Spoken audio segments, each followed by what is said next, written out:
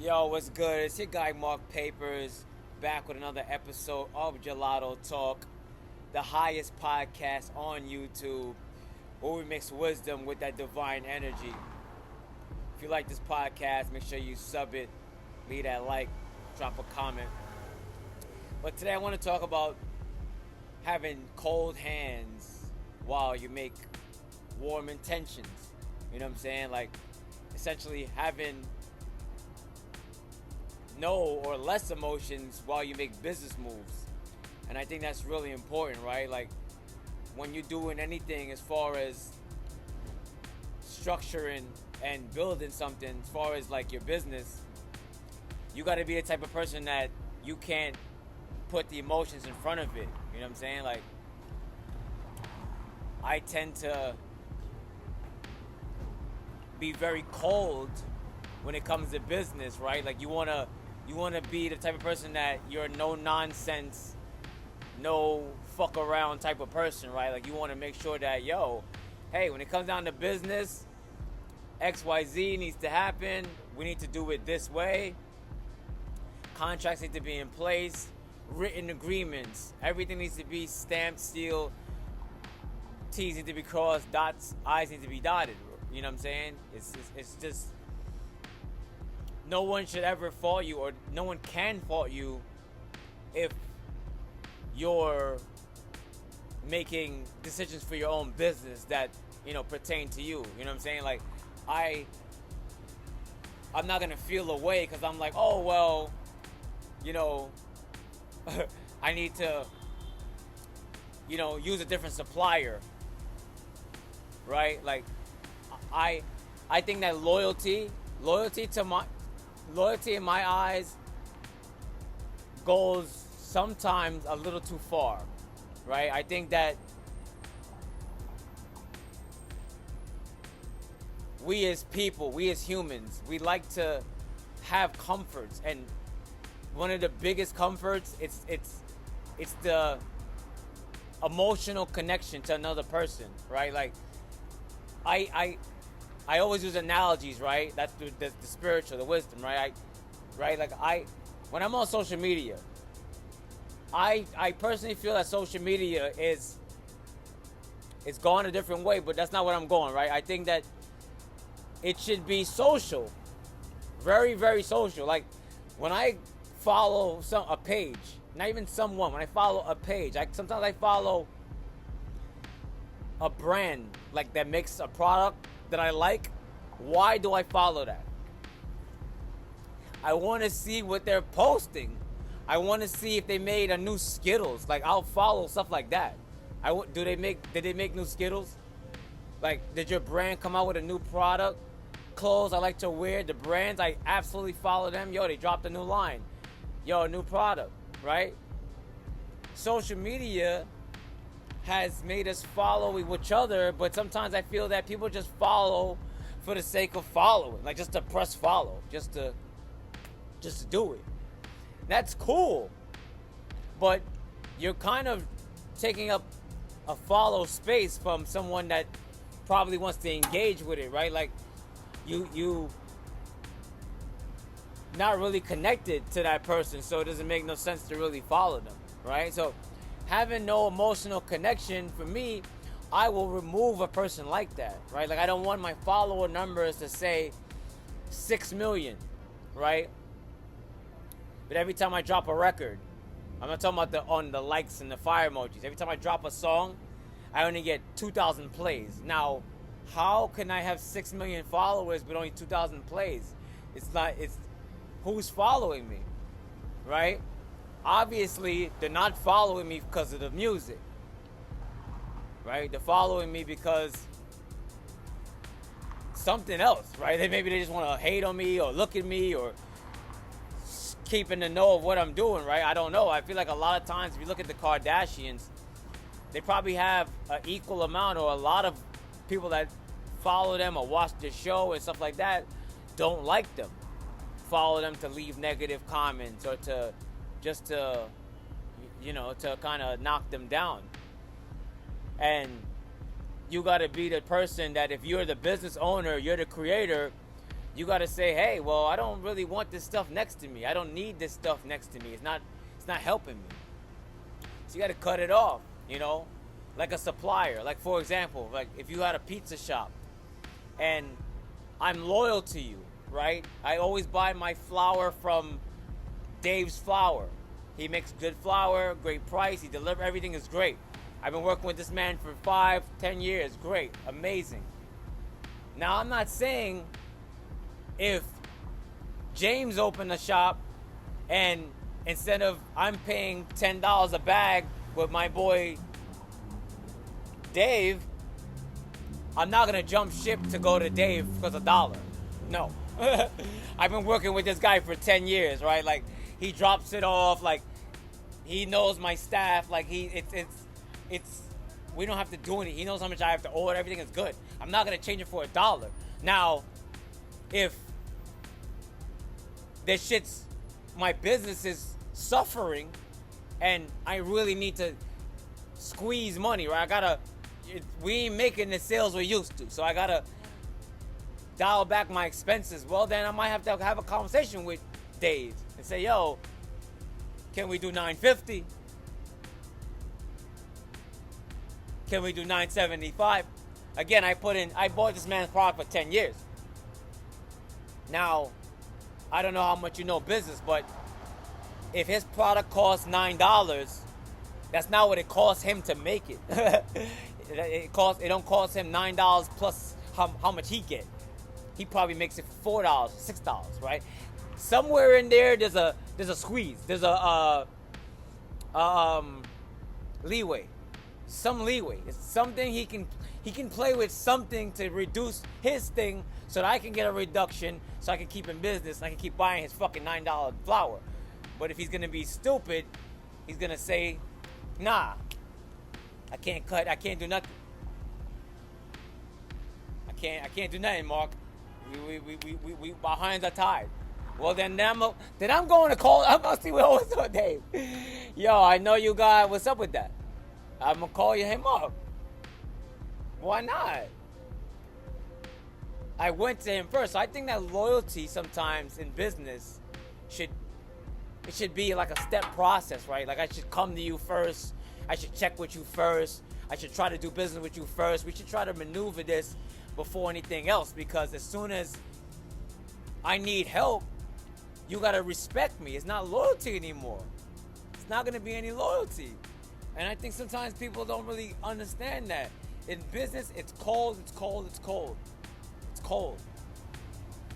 There's no way in business I'm just gonna make sacrifices that don't make sense for the business. Again, life is different, right? Like, life is different. It's different. We're talking about life. We're talking about, right? I'm gonna make sacrifices for my family, for my friends, for my company, for different things. I'm gonna make sacrifices, right? Like I don't gotta work as hard. I already, maybe I could leave a little early. My daughter has an event. Gonna make sure I'm available. I'm not gonna book anything else during that time. So I'm gonna respect the time. That's loyalty, right? But if someone works for my business, my company for 10 years, 12 years, 15 years, they put in that work, and I'm still paying them $60,000, the same salary they started 12 years ago, but that same job, every other company pays everyone else $80,000, $85,000, then I can't expect that person to be loyal to me. I won't. Me personally. Because I'm emotionally removed from the business. I'm just cold from the business.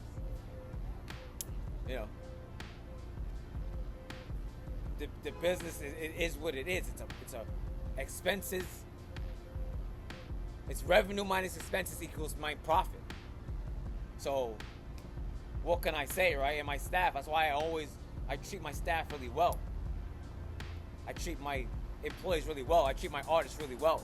I treat my B2B, like other business owners. Like if I buy graphics from this guy, if I buy marketing from this guy, if I buy anything from another business, I treat that business with respect.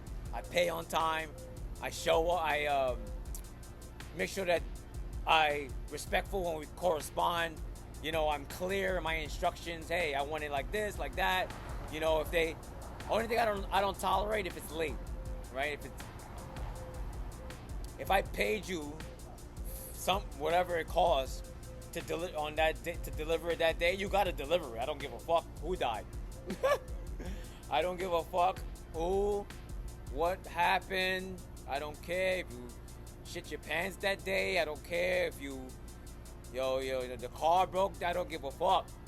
You should have had it delivered well before the last minute. You know, I think a lot of times if you're really cold with your business, you'll understand when someone's fucking with you off jump, right?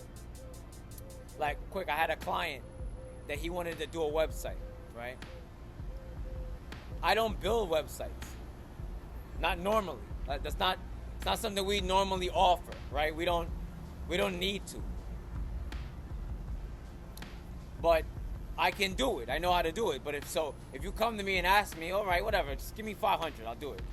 That's not the price for that whatsoever. Like, you can go to Wix, you can go to GoDaddy, you can go to there's another one too. You go to different websites, and I don't know these websites, right?